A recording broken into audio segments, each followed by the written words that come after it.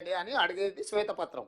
అసలు ఎవ్రీడే ఏం ఒప్పందాలు చేసుకున్నాం వాటి వివరాలన్నీ మీకు ఇచ్చి మీరు ప్రచురించిన తర్వాత విత్ ఎవిడెన్స్ విత్ డీటెయిల్స్ సంతకాలు ఒప్పందాలు చేసుకున్న వాళ్ళన్నిటిని మేము ఇచ్చినాం. అదే శ్వేతపత్రం కదా. నేను అదే చెప్తున్నా, ఏదో పదం బాగుంది కదా అని అనేసి ఆ తర్వాత దాని అర్థమైందో తెలుసుకొని అర్రే ఇట్లా ఉండేది లేకుండా అని ఏ పిచ్చోడు పిచ్చి. నేను రాహుల్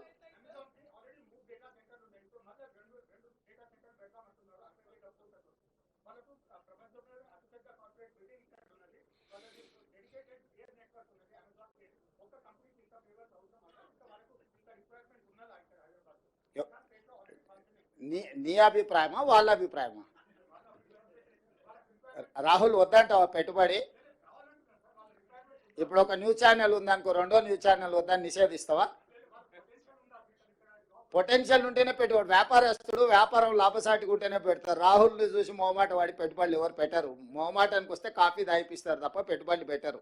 ఈరోజు మన ప్రభుత్వం యొక్క విధానాలు, ఈరోజు ఎనర్జీలో మనం తీసుకొచ్చిన ఓపెన్ యాక్సెస్ విధానం, ఈరోజు డేటా సెంటర్స్ని ఎక్కువ ఆకర్షించడం, దాదాపుగా డేటా సెంటర్స్కి రిలేటెడ్లో 1,00,000 కోట్ల రూపాయల పెట్టుబడులు ఎందుకు వచ్చినాయంటే గత ప్రభుత్వం యొక్క విద్యుత్ విధి విధానాలు, మా ప్రభుత్వం వచ్చిన తర్వాత తీసుకొచ్చిన ఎనర్జీ పాలసీతోని ఈరోజు మనం పెట్టుబడులను ఆకర్షించినాము.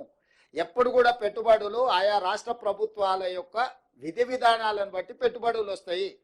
ఈరోజు మనం తీసుకొచ్చిన ఎనర్జీ పాలసీ వల్ల మనం మ్యాక్సిమం ఇన్వెస్ట్మెంట్స్ని అట్రాక్ట్ చేయగలిగినాం. మన ప్రభుత్వము వాళ్ళ పెట్టుబడులకు అవసరమైన అనుమతుల విషయంలో తీసుకొచ్చిన సరళీకృత విధానాల వల్ల వాళ్ళు ఈరోజు మన పెట్టుబడులు ఇచ్చిండ్రు. అమెజాన్ గొప్పదని నువ్వే అంటావు, ఇక్కడ ఉందని నువ్వే అంటావు. 60,000 పెట్టుబడులు పెడతా అంటే మాత్రం నువ్వు బాధపడతావు. ఎందుకు? నువ్వంటే అదే నీ వెనకాల ఉన్నాయి ఆయన గురించి, నువ్వంటే నువ్వు కాదు.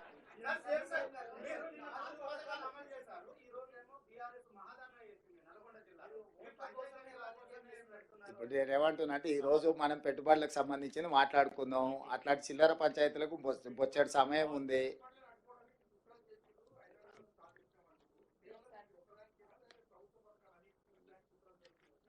అది ఇక నువ్వు చెప్పాలి, నువ్వు విచారం. ఎందుకంటే నిర్మాణం మేము దేశంలో లేము, ఏమేమి జరిగిందో మొత్తం వివరాలు మీరు చెప్పండి. చెప్తే దాన్ని బట్టి నిర్ణయం. ఎస్, సరే.